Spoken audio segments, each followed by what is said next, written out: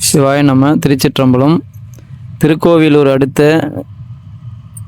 சிறுமதுரை என்ற கிராமத்திற்கு இன்று ஜோலார்பட்டை திரு ஆரூரான் உழவார திருப்பணி குழு அடியார் பெருமக்கள் என்று இங்கு வந்திருந்தோம். இங்கு மிகவும் பழமையான சிதலமடைந்த சொக்கநாதீஸ்வரர் சமேத ஸ்ரீ மீனாட்சி அம்மன் கோயில் மிகவும் பழமையான சிதலமடைந்து காணப்படுகிறது.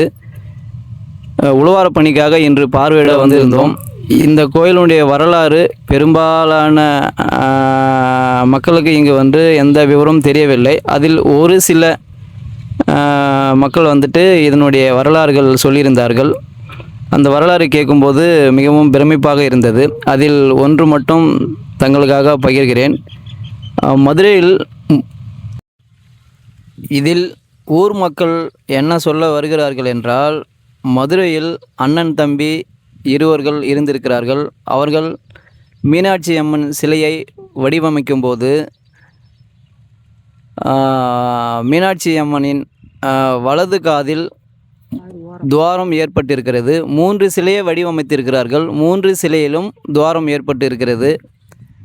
இதனால் கோபமடைந்த அண்ணன் அந்த சிற்பியை, நீ மீனாட்சி அம்மன் சிலையை வடிவமைப்பதற்கு தகுதியற்றவன், இதனால் அவர்கள் தம்பிக்கு தகுந்த தண்டனையை கொடுத்திருக்கிறார். அது என்னவென்றால், மகிழ மரத்தடியில் அவரை கட்டிவிட்டு மகிழும் விதையை கழுதையில் ஏற்றி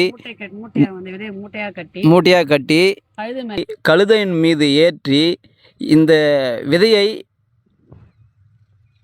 போகும் வழியில் விதைத்து கொண்டே கடைசியாக விழும் விதை எங்கே விழுகிறதோ அந்த ஊரில் நீ பிழைத்துக்கொள் என்று அறிவுரை கூறி அனுப்பியிருக்கிறார். அங்கு அந்த கடைசியாக விழுந்த விதைதான் சிறுமதுரை என்று அழைக்கப்படுகிறது. அங்கு ஒரு விநாயகரை பிரதிஷ்டை பண்ணி வடிவமைத்திருக்கிறார். அருகில் சொக்கநாதீஸ்வரர் சுவாமி இருந்ததை பார்த்துவிட்டு, இங்கு ஒரு தாயார் வந்தால் நன்றாக இருக்கும். சொக்கநாதீஸ்வரர் சுவாமி இருந்திருக்கிறது. இதனால் இங்கு மீனாட்சி அம்மன் தாயார் இருந்தால் நல்லா இருக்கும் என்று மீனாட்சி அம்மன் சிலையை வடிவமைத்திருக்கிறார். மதுரையில் எப்படி இருக்கின்றதோ அதே மாதிரி முகபாவனையில் இங்கு மீனாட்சி அம்மன் சிலையை வடிவமைத்திருக்கிறார். வடிவமைத்துவிட்டு அண்ணன் சிற்பியை அழைத்து காண்பித்திருக்கிறார். இதனால் அண்ணன் சிற்பியும் பெருமை அடைந்து இருவரும் பல சிவாலயங்களுக்கு சென்று அவர்களுடைய சிற்பி செய்யும் தொழிலை தொடர்ந்திருக்கிறார்கள். நன்றி. அதன் பிறகு அண்ணன் தம்பி 2 சிற்பிகளும் தமிழகத்தில் பெரும்பாலான சிவாலயங்களை இணைந்து பணி செய்து நமக்காக வழங்கியிருக்காங்க. இன்னொரு கருத்து, இந்த சிறுமதுரை மக்களிடையே நிலவுறது என்னன்னா, இந்த சிறுமதுரை பெண் தெய்வங்களை மட்டும் 8 திக்குதையும் 8 தெய்வங்களை துர்கா அம்மனை பிரதிஷ்டை செய்து வழிபட்டு வர்றதில்லையும், ஆண் தெய்வங்களுடைய வழிபாடு இல்லாத காரணத்தினாலும், அதாவது இப்போ பார்த்த நம்ம சிவாலயமும் அதற்கு பக்கத்துலேயே ஒரு பெருமாள் ஆலயமும் இதே போல் தான் சிதிலமடைஞ்சிருக்கு. வருடம் ஒரு முறை மட்டும்தான் பூஜை நடைபெறதான். அப்படி ஆண் தெய்வங்களுடைய வழிபாடு இல்லாததுனால இந்த சிறுமதுரையில் உள்ள மக்கள் அனைவரிலும் பெரும்பாலானோர் பெண்கள் விதவைகளாக இருப்பதாக ஒரு கருத்தும் மக்களிடையே சொல்லப்படுகிறது.